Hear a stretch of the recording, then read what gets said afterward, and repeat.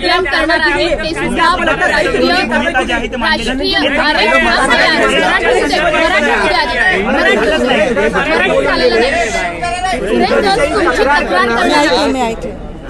सर्वप्रथम राष्ट्रीय नेते आहात पण ज्या आरोप मागणी केलेली आहे की सुरेश धस माझ्या मी काल सकाळच्या वृत्तपत्रातील एका पत्रकारांनी माझा इंटरव्ह्यू घेतला।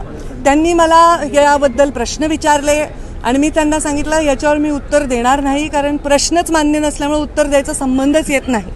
त्यामुळे त्यांनी जे माझं नाव घेऊन चर्चा करतायत त्याच्याबद्दल माझ्या पक्षातील श्रेष्ठींशी म्हणजे सन्माननीय मुख्यमंत्री, सन्माननीय प्रदेशाध्यक्ष बावनकुळेजी आणि आमचे संघटनातला जे श्रेष्ठी आहेत त्यांच्याशी मी चर्चा केलेली आहे।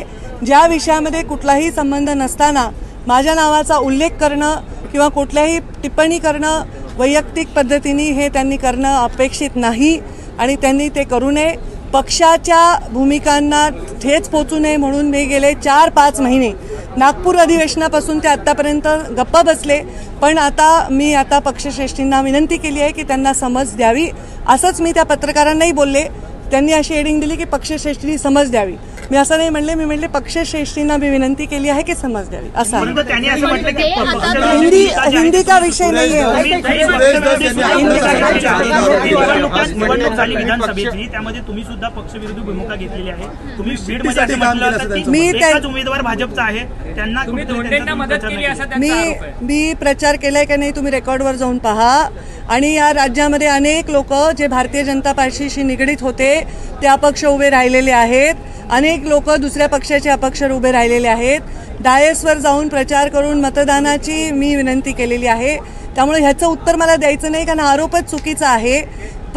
जर प्रचार करताना हा आरोप करायचा होता जाहीर सभेमध्ये, त्यांनी प्रचार करताना तर माझ्याशिवाय कुठल्या नेत्याचं नाव देखील घेतलं नाही या राज्यात, आणि त्यामुळे निवडणूक निकाल लागल्या त्यांनी हा आरोप करणं हे पूर्णतः निवडून आलाय जो व्यक्ती 75,000 मतांनी निवडून आलाय त्याचं मी काम नाही केलं तर ते शक्य होईल का हे थोडी आपण आत्मपरीक्षण करा। उलट मला लोकसभेला जेवढी लीड मागच्या वेळी होती त्याच्यापेक्षा अर्ध्यापेक्षाही ती कमी झालेली आहे।